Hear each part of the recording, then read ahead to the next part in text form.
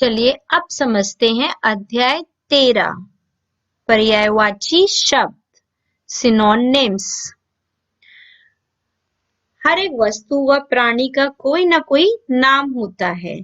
किसी वस्तु व प्राणी के बहुत सारे नाम भी हो सकते हैं। ये सभी नामों का मतलब एक होता है, तो हम इन्हें क्या कहेंगे? ये सब पर्यायवाची शब्द है। जैसे ये है राजा। राजा को हम नृप भी कह सकते हैं, नरेश भी कह सकते हैं। ये तीनों ही हमारे राजा के पर्यायवाची हैं।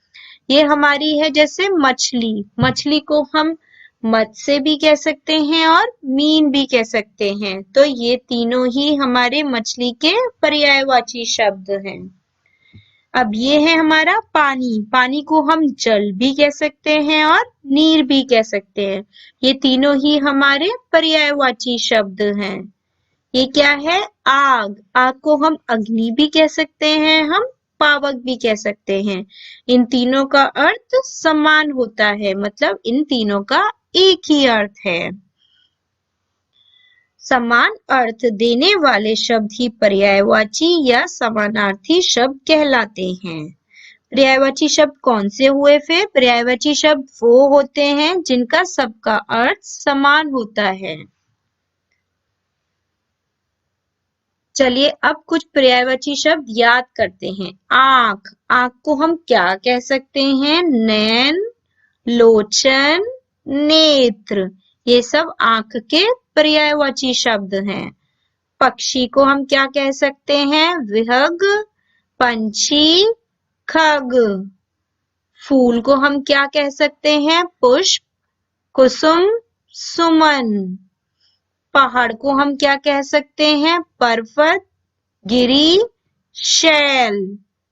चांद को हम क्या कह सकते हैं? चंद्रमा, राकेश, शशि।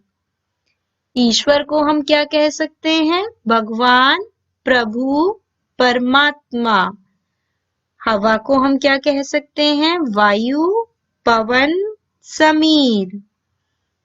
संसार को जगत, विश्व, लोक।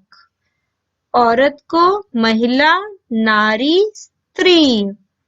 नदी को सरिता, तटनी, तरंगनी। कपड़ा को वस्त्र, पट, चीर। तालाब को सर, सरोवर, तड़ाग। दूध को दुग्ध, क्षीर, गौरस। पृथ्वी को धरा, भूमि, वसुधा। मोर को मयूर, केकी, शिखी। राक्षस को दानव, दैत्य, निशाचर। आकाश को नभ, गगन, अंबर। तो हमें ये सभी पर्यायवाची शब्द याद रखने हैं। चलिए आइए दोहराएं। समान अर्थ देने वाले शब्द पर्यायवाची शब्द कहलाते हैं। पर्यायवाची शब्द को ही हम समानार्थी शब्द कहते हैं।